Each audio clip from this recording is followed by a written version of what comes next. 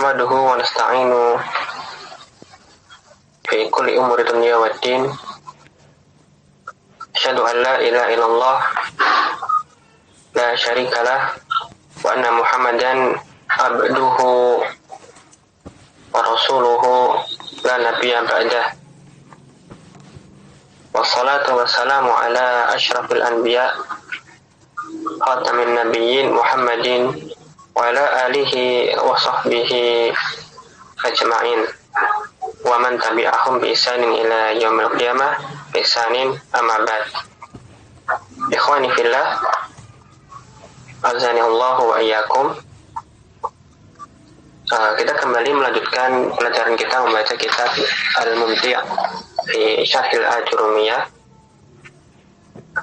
karya Syekh Malik Abu Anas bin Salim Al-Mahdari hafizahullah ta'ala, menjelaskan tentang kitab Ajurumiyah karya Syekh Ibn Jurum Muhammad bin Dawud An-Sanhaji rahimahullah ta'ala.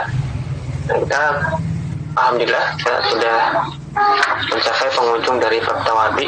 Berarti nanti marfu'at surat tawabi ini akan segera selesai. Kemudian kita lanjutkan kepada bab berikutnya, itu mansubat.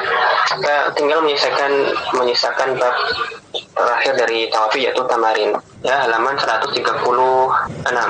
Soal yang pertama, khattan tahtal ayatil atiyah. Ya, silakan tentukan manakah yang termasuk badal dari nukilan ayat-ayat ini. Ya, alif wa tini wa zaituni wa turi sinina wa hadzal baladi al-amini. Ya, demi watin dan zaitun serta gunung Sinai serta negeri yang aman ini. Serta ifqala lahum akhuhum nuhun ala tattaqun. Serta inna hadza la fi suhufil ula sufi Ibrahim wa Musa. Al-baladina, ya, hadza huwa al-badal. Yang ke nuhun badal terakhir suhufi yang kalimat kedua. Ya, sufi alif Allahu minan nari al-khalila Ibrahim. Nah, Ibrahim badal dari al-khalila. Al-ba bunyal baitu dzalika. Boleh, bunyal baitu dzalika. Terus yang terakhir nafa'ani al-muallimu al-ustaz. Al-ustazu. Ya boleh, nggak apa-apa. Sebenarnya banyak ya badal itu. Ya, bisa bikin badal minal kulli, badal istimal. Misalnya bunyal baitu asasuhu. Nafa'anil muallimu ilmuhu, atau mungkin zaitun, yang mudah. Padahal itu termasuk yang mudah bikinnya, karena aturannya tidak banyak. Nah, yang terakhir, a'rif ma tahtahu khattun fi hadzal hadits.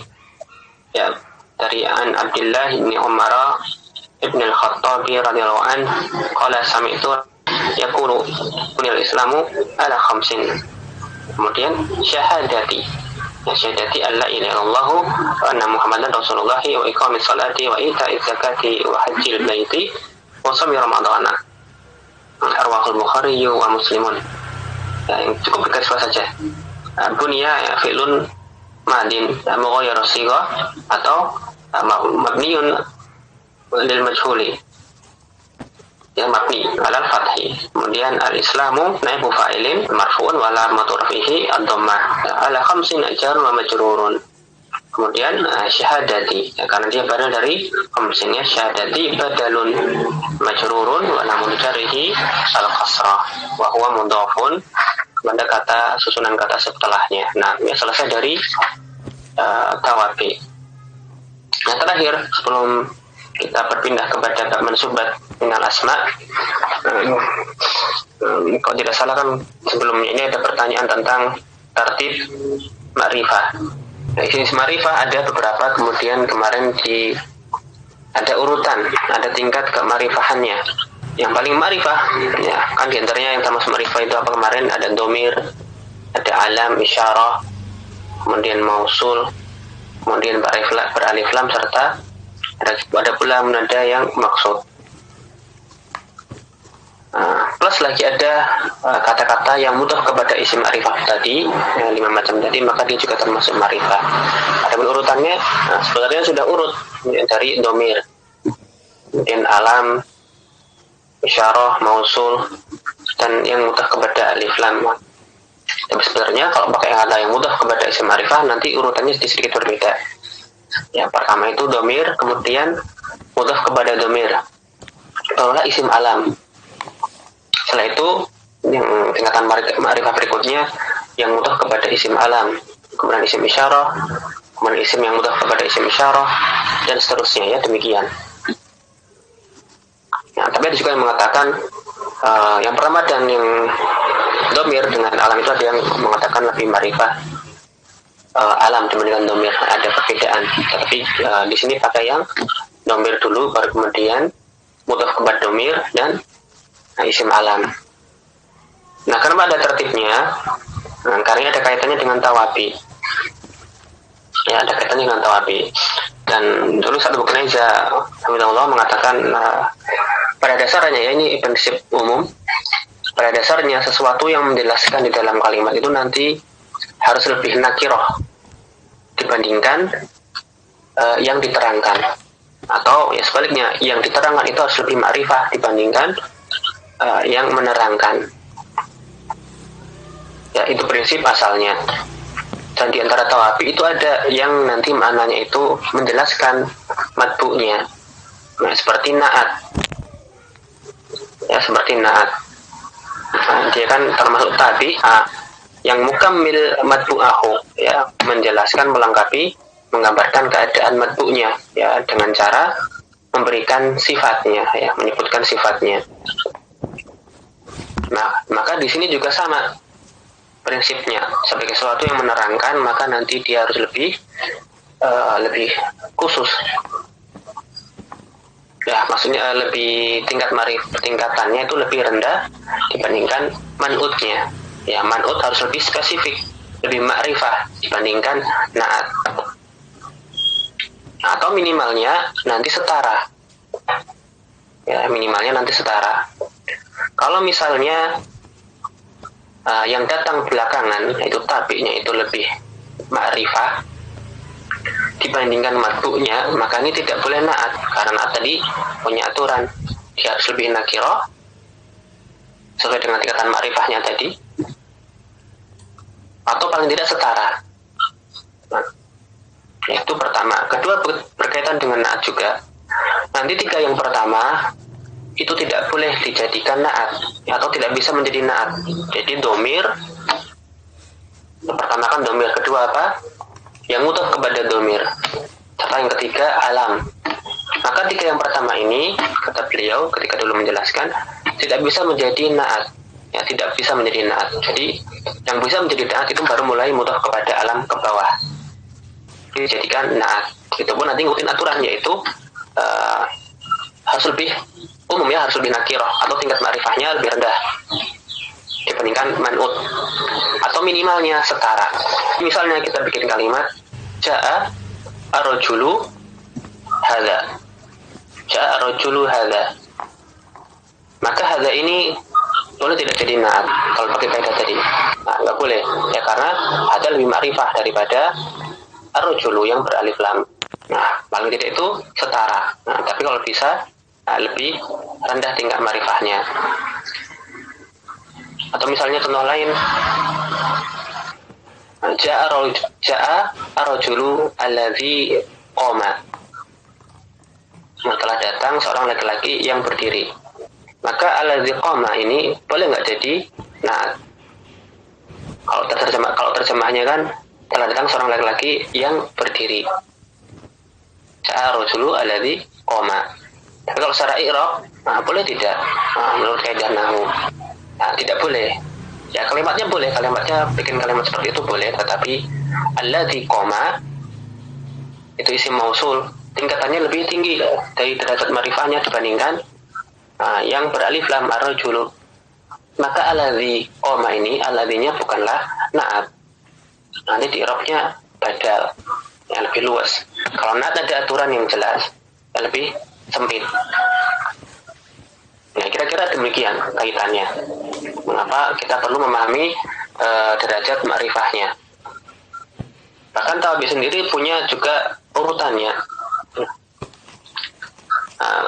Yang paling sempit itu ya, yang paling khusus di antara Tawabi itu taukid. Yang pertama caranya kan karena dia dengan mengulang lafadznya, maka harus pakai lafadz itu. Atau yang maknawi pakai lafadz-lafadz khusus seperti nafsun, ainun, kulun. Nggak boleh pakai kata-kata yang lain. Nah, bagaimana lebih spesifik. Kemudian yang kedua itu naat, ya, karena tadi alasannya ya, jika isim ma'rifah pertama tadi tidak bisa jadi naat, kemudian dia harus lebih nakirah atau tingkat ma'rifahnya lebih rendah dibandingkan man'utnya, dia lebih nakirah atau paling tidak setara. Dan kebanyakan nanti menggunakan kata sifat atau kata yang mempunyai bisa ditakwil kepada sifat. Yang jelas nanti ada urutan tadi ma'rifah nakirahnya. Kemudian setelah itu badal, ya, padahal lebih luas lagi. Ya, ada 4 macam, bisa mutopik, bisa sebagiannya, bahkan bisa sesuatu yang mencakup saja istimal. Tapi nggak ada aturan harus ngikutin jenisnya, adatnya, itu nggak harus.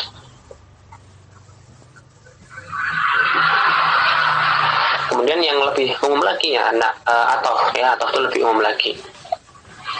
Dan nanti pun kalau kita lihat atof itu ada 2 macam ya. Tulis cuma menyebutkan satu macam, yaitu atof nasab yang pakai huruf-huruf atof. Tapi nanti ada atof bayan. Nah, ini mirip-mirip badal kuli minal kul. Dan karena seringnya itu di i'rab sebagai badal kul minal kul, boleh atof bayan boleh, maka beliau tidak menyebutkan.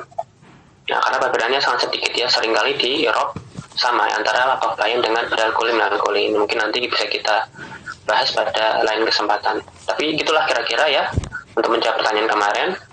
Di antara kenapa kok ada tartibnya ma'rifah, karena nanti berkaitan dengan cara kita membedakan tahap satu dari tahap yang lain, dari yang spesifik sampai yang umum. Nah, khususnya tadi tentang naat ya, kelihatan sekali terasanya pada membedakan naat satu, tapi yang satu yaitu naat dengan yang lain yang misal badal. Bisa dilihat dari tingkat ma'rifah dari tabinya. Nah, Mungkin mau tanya lagi Ustaz, terkait naat man'ut ini kan terkadang mirip dengan mubtada khobar Ustaz. Itu ya. apakah boleh kita pilih antara keduanya atau ada kaidahnya lagi Ustaz? Antara naat man'ut dengan mubtada khobar ya hampir sama ya, karena khobar itu kan memang menjelaskan, termasuk dia keterangan ya, kata-kata menerangkan mubtada kemudian bisa menyusun sebagai jumlah mufidah. Kalau naat man'ut kan tidak sampai menyusun jumlah mufidah. Dia hanya menjelaskan matbu'nya saja. Nah, menggambarkan lebih jelas, yang melengkapi faedahnya. Muhammad yang mana? Muhammad yang misalnya tinggi, Muhammad yang cakep, yang pandai. Tapi belum bisa membentuk jumlah ismiyah, jumlah mufidah. Kalau mubtada khobar, maka nanti meskipun dia sama-sama dalam artian khobar itu seperti naat dalam hal dia merupakan keterangan, akan tetapi kalau khobar dia itu bersama mubtada sekaligus bisa membentuk jumlah mufidah. Faedahnya lengkap. Kalau kita hanya mengatakan Muhammadun al-Karimu selesai gitu ya, maka ini sunannya naat man'ut ya, bukan mubtada khobar. Ya, belum lengkap faedahnya, belum utuh sebagai jumlah mufidah.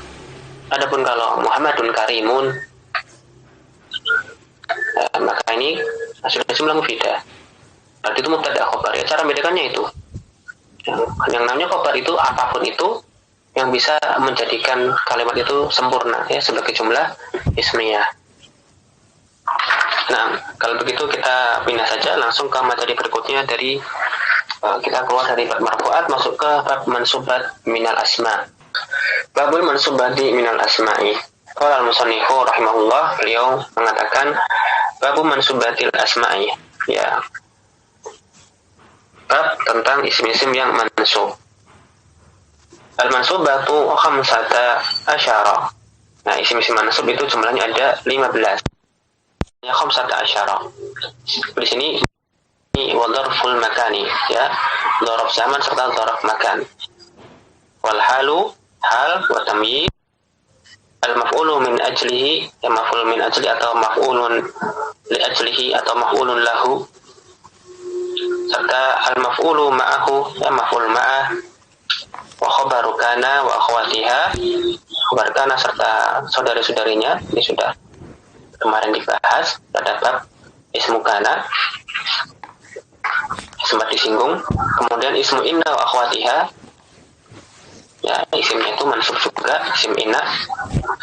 Wa tabi'u lil mansubi wa huwa arba'atu asya'a, serta yang terakhir adalah tawabi. Nah, kalau dia mengikuti atau datang setelah isim mansub, maka dia termasuk mansubatul asma. Ada 4, anak itu atfun wa taukidu wal badal. Ya, ada 4 sudah kita bahas baru saja.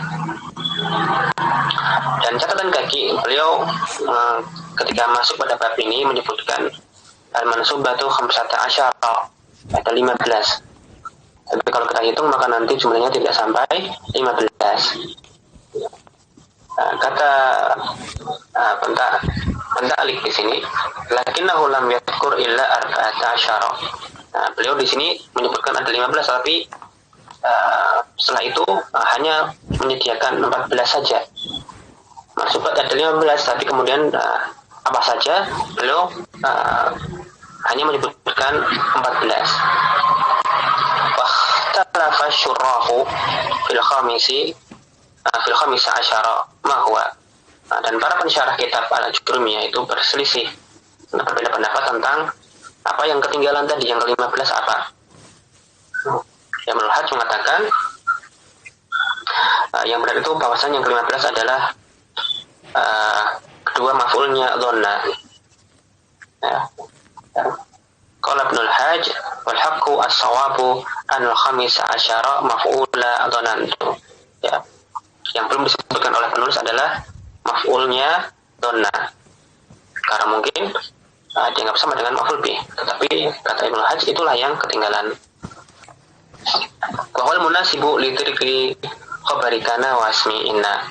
Ya, dan pasnya nanti disebutkan setelah menyebutkan khabarnya kana serta isim inna.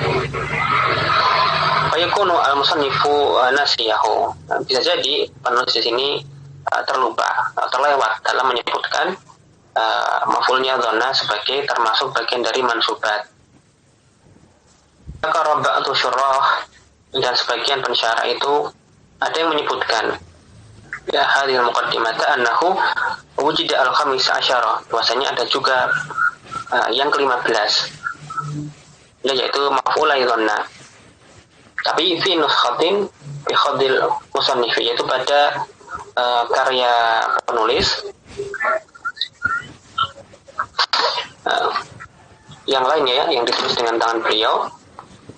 Maka beliau kemudian menambahkan fazadahu al-musannifu ba'da an-nasiyahu.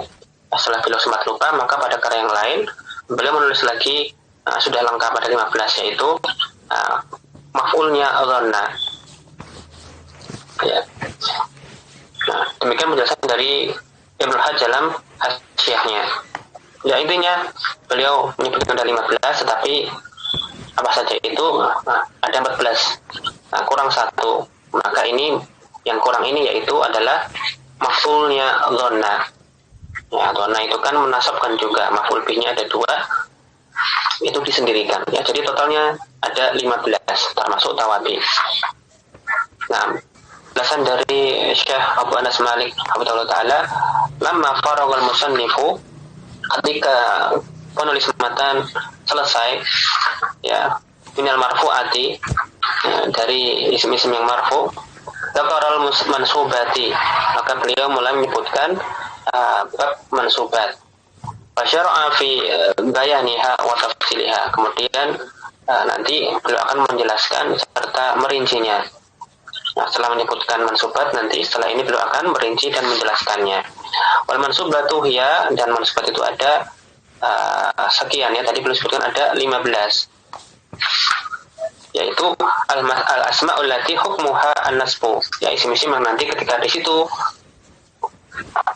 maka dia hukumnya nasab. Ya, kalau dia mu'rab maka mansub, kalau dia itu mabni maka nanti fi mahali nasbin. Dzakara al-musannifu minha, penulis kemudian menyebutkan di antaranya yang termasuk mansubat adalah ya maf'ul bih, masdar atau maf'ul mutlak, dzarf zaman, dzarf makan, tamyiz, mustatsna, munada, maf'ul li ajli, maf'ul ma'ah dan seterusnya. Kama tawaqqal ismu fi ahadi hadhil mawadi, maka manakala sebuah isim nanti terletak pada salah satu di antara tempat-tempat tersebut, ya 15 tadi, hukumu an-nasb, maka hukumnya nasab. Wa satamuru bika mufassalatan baban-baban insyaallah taala. Dan nanti akan kita lalui bersama ya mufassalatannya secara terperinci, satu demi satu, ya bab demi bab. 6. Awalan maf'ulun bihi. Awalan ya maksudnya yang pertama di antara isim-isim mansub al-maf'ulu bihi, ya maf'ul bih. Kata beliau rahimahullah, babul maf'uli bihi, ya bab tentang maf'ul bih. Wa huwa al-ismul mansubu alladhi yaqau bihil fi'lu. Jadi adalah isim mansub yang terkena fi'il, ya, atau ditimpa pekerjaan fi'il. Misalnya seperti darabtu Zaidan, saya telah memukul Zaid, atau waraqibtu al-farasa, saya telah mengendarai kuda. Maka di sini termasuknya ya bihil fi'lu. Kalau fa'il itu isim marfu alladzi fa'alal fi'la, yang melakukan fi'il. Adapun kalau maf'ul bih, maka dia adalah pihak yang terkena perbuatan fi'ilnya fa'il. Terkena fi'ilnya fa'il. Ya, alias dalam kata lainnya dalam bahasa kita objek. Bahwa kismani, ada dua macam bentuknya, dhahirun wa mudmarun. Ada yang berupa isim dhahir, ada pula yang berupa isim dhamir. Fadhahiru ma taqaddama dzikruhu, maka untuk yang dhahir sudah berlalu penjelasannya barusan, itu semuanya merupakan contoh maf'ul bih yang berupa isim dhahir Zaidan serta al-farasa. Adapun yang kedua itu dhamir, itu nanti juga terbagi menjadi dua, ya al-mudmaru kismani. Ya, maf'ul bih yang berupa dhamir ada dua macam lagi, muttasilun wa munfasilun. Ya, ada yang dhamirnya muttasil, ada yang dhamirnya munfasil. Al-muttasilu 12, yang muttasil ada 12. Seperti contohnya darabani, darabana, darabaka, darabaki, darabakuma, darabakum, wa darabakunna, wa darabahu, wa darabaha, wa darabahuma, wa darabahum, wa darabahunna. Nanti semuanya tadi itu setelah fi'il daraba itu adalah dhamir, ya, fi mahali nasbin. Ya, fi mahali nasbin, muttasilun semuanya yang dicontohkan oleh penulis. Ada 12. Asyarhu, penjelasan dari pensyarah. Al-maf'ul bihi ta'rifuhu, maf'ul bihi definisinya adalah al-ismul mansubul ladzi yaqau alaihi al-fi'lu. Isim mansub yang maknanya dia adalah pihak yang terkena perbuatan atau fi'ilnya fa'il. Yang terkena fi'ilnya fa'il. Nah, misaluhu, contohnya darabtu Zaidan wa raqibtu al-farasa. Maka ini i'rabnya Zaidan serta al-farasa. Nah, kullu wahidin minhuma, keduanya itu masing-masing maf'ulun bihi. Kenapa? Libuku il fa'il alaihi. Secara mana dia adalah pihak yang terkena perbuatan atau fi'ilnya dari fa'il. Ya. Dan nanti sebagaimana disebutkan oleh mu'allif, anwa'uhu dhahirun wa mudmarun. Ya, dua macam. Nanti ada yang dhahir, ada yang dhamir. Jadi kita bahas masing-masingnya ini. Yang lebih ada isim mansub yang menunjukkan makna pihak atau sesuatu yang terkena perbuatan fi'ilnya fa'il, dan dia hukumnya itu nasab. Ada dua macam, yaitu dhahir atau mudmar. Yang dhahir sudah disebutkan oleh penulis matan dalam contohnya, ya darabtu Zaidan serta raqibtu al-farasa. Maka Zaidan serta al-farasa di sini ya mansub sebagai maf'ulun bihi. Nah, yang pertama kita bahas dulu apa itu dhahir. Yang pertama ya maf'ul bih berupa isim dzahir. Maksudnya di sini dengan dzahir yunsabu bil fathati aw ma naba'anha. Ya dia nanti mansub dengan tanda nasabnya fathah atau dengan tanda nasab cabang yaitu yang menggantikan fathah.